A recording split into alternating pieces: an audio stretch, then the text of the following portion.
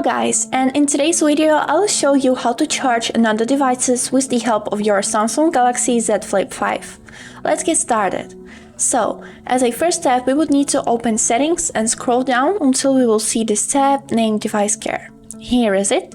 Click on it and after click on battery. Here scroll down and choose wireless power sharing. Right here you'd be able to see this animation how to charge another devices, and also you can set a battery limit. That means when your phone reaches 30% it will stop sharing power. Now let's test it. We need to enable this function. You can keep your phone like this or you can fold it as you want. And after on the center of this part you would need to put the device that you want to charge. And as you can see, my another phone started charging. And that's it.